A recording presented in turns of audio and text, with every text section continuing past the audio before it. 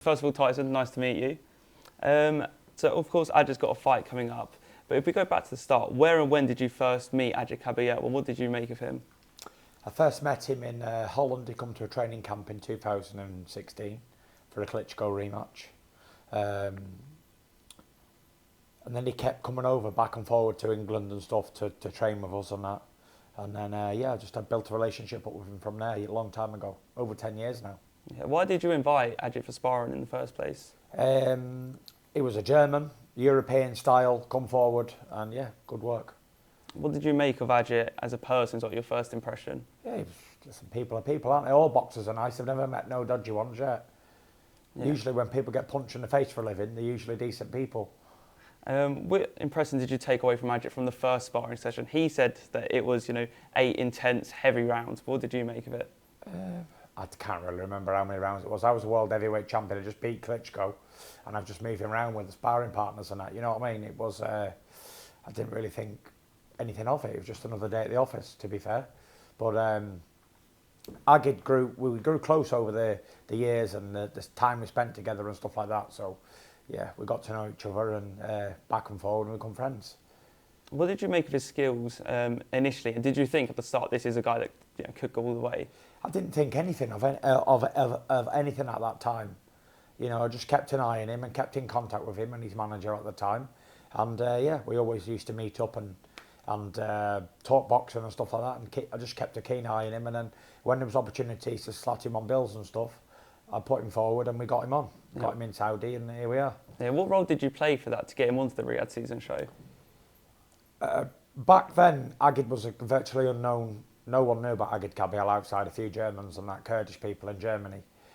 He was European champion. He signed a contract with Top Rank, and I don't think he even got a fight. He was ranked #1 with the IBF for a long time, and he was just struggling, treading water really, just staying afloat and not really going anywhere, not really doing anything.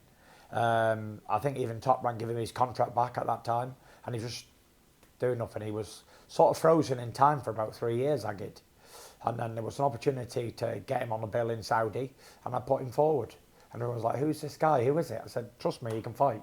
He'll fight you big, what was he called, Spence? The big Russian fella." Makhmudov. Yeah. Makhmudov. And everyone thought like Makhmudov was going to plough him down on a couple of rounds. And I said, "No, he'll be all right. He can fight. Agit can fight." I remember I was over in Monaco watching him fight against Derek Chisora in 2017. And that was a good fight. Yeah, he's known as a body puncher. He's got quite a distinctive style. What have you made of his fights and his kind of fighting style? I think that the boxing world's only just seen a small part of what he can do, because I know Agit, he can box, and just coming forward and hitting the body is not what he's just about. He's got good boxing skill as well. He's got a good jab. He's got good footwork. I actually taught him the 3-step, how to step around with a 3-step. So I know he can box as well as go to the body and punch. Yeah, and how dangerous do you feel his kind of homecoming fight is? Because Damien Knebel is going to be a very hungry fight for him. This is obviously a massive moment. Like Spencer said earlier, all heavyweight fights are dangerous, especially with a man so big as Knebel. He's a big undefeated Polish puncher. He could be the next coming of Mariusz Wach, like a big, strong, durable guy. I don't know how good this Damien is. He might be the next best thing. But I think it's a tough fight for Agit. It's a good one to select, and it'll put him on the map. This one. Yeah, it's his homecoming in Germany. Everyone's coming out to see him. Sold loads of tickets and stuff. So it's his coming out party, I think. Yeah, ever since your fight with Klitschko back in Germany, I think it was about 10 years ago now. 10 years, yeah. Yeah, it was the anniversary the other day, wasn't it? Yeah.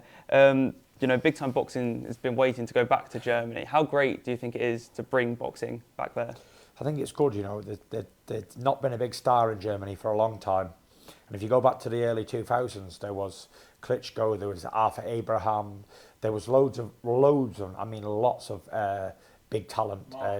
Marco Huck, Nikolai Valoev, Pulev was over there. Sauerland had all the big fighters in Germany at that point, and K2. And for a while, after the Klitschko era, he just died a death early. And all them other boys retired, and then there was just a void, and now I think Agit can fill that void for sure. Of course, your brother Roman is set to be on the card as well, it's been said. Can we expect to see you there ringside for that? I'm going to try and get there if I can make it, I'll be there ringside for the fight, And if Agit beats Kniba, how do you kind of see the route for him into the heavyweight world championship fight? The thing is, it's not just about being able to fight. Being able to fight's like 10% of it all. You've got to be marketable, you've got to be popular, all of the above. Being able to be a world beater is a small part of it. And I heard Spence touch on it earlier. You've got to build a social media following, you've got to get globally recognised. And he's building towards that, do you know what I mean? And it's not like, say, I've seen the WBC made Akoli and Tauma mandatory for the title, but Agit's interim champion. So yeah, they should force Usyk to either defend or vacate. Me personally, I don't think Usyk's going to fight anyone in that WBC ranking because it doesn't make any commercial sense. There's no money in them fights. Is he going to get paid for fighting Agit Kabayel? Is he going to get paid for fighting Lawrence Coley? No. When you fought Tyson Fury and had GK money, you're not going back down to fight anybody else for fuck all.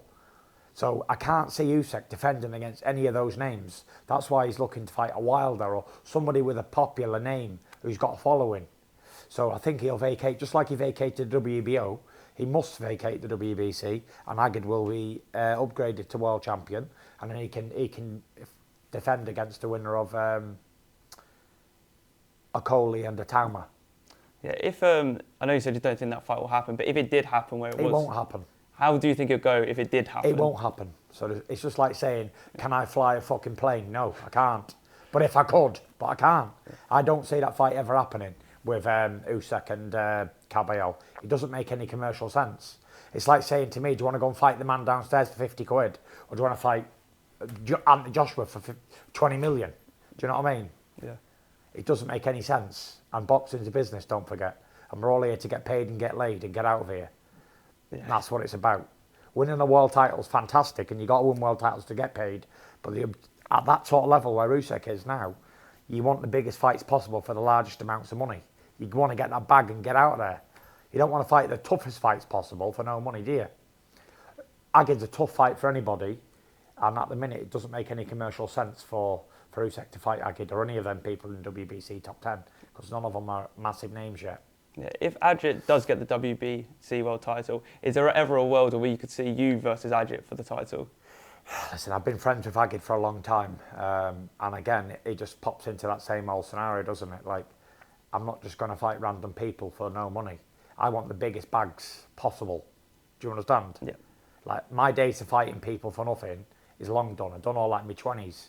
I'm neck and kicking the back out of 40 now. So if I'm coming back for that quarter billy, like I said before. I ain't coming back for 50 pence. Yeah, perfect. That makes sense. Got a few Here's more. pence. Yeah. Do you know what I'm saying? Well, I'm billion against. Yeah. Billion against. Struggle out myself. But what I'm saying is true, isn't it?